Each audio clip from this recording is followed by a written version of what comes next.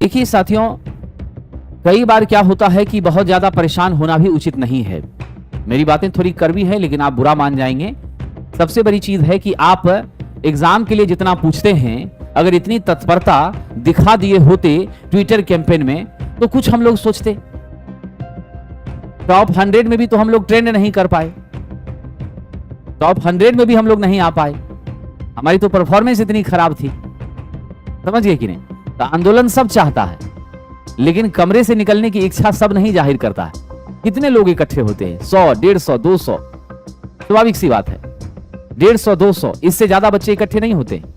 5,85,000 बच्चों ने फॉर्म भरा है।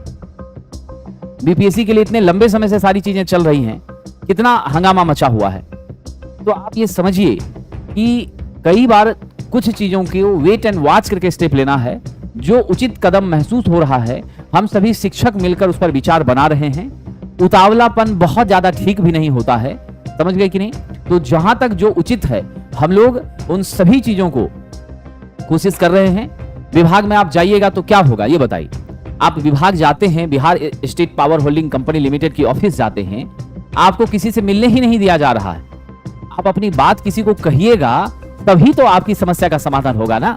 जो भी बच्चे यहाँ समझदार हैं, जरा उनसे मेरा निवेदन है, विनम्रता पूर्वक उनसे मेरा प्रार्थना है कि आप अगर विभाग जाते भी हैं तो क्या होता है, आप अगर विभाग जाते ही हैं तो वहां आपको डीजीएम एचआर से मिलने नहीं दिया जाता है, समझिए कि नहीं। तो जब आपको मिलने नहीं दिया जाता है तो उचित प्लेटफॉर्म पर आप अपनी बात पहुंचा नहीं पा रहे हैं, तो फिर आपकी समस्या का समाधान कहां से होगा? स्वाभाविक सी चीज है। तो बहुत सारे छात्रों ने चिट्ठियां भी भेजी हैं, बहुत सारे छात्रों ने एक्टिवली मदद भी किया है, प्रयास भी किया है। ऐसा नहीं है कि चिंता सिर्फ आपको ही है, सभी शिक्षक भी चिंतित हैं, सभी छात्र भी चिंतित हैं, समझ गए। इसीलिए सिर्फ चिंता करने से ही नहीं होगा, परीक्षा तो ध्रुव सत्य है कि होगी, समझ गए। और यह भी ध्रुव सत्य है कि नहीं होने का कारण क्या है, समझ गए कि नहीं। नहीं होने का कारण भी सबको मालूम है कि अच्छी कंपनी टेंडर अभी तक रिसीव नहीं कर पाई है, समझ गए।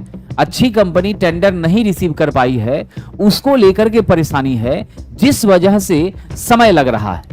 और समय लगना, इसके पीछे यह हम लोगों का मन में भाव है कि जो भी कंपनी परीक्षा कराए, कदाचार मुक्त परीक्षा कराए, थोड़ा सा जो है परीक्षा क्या हो, फेयर हो, जिससे मेहनती छात्रों का जीवन कंबल हो जाए, उनका जीवन सफल हो जाए। स्वाभाविक सी चीज है, ठीक है कि नहीं।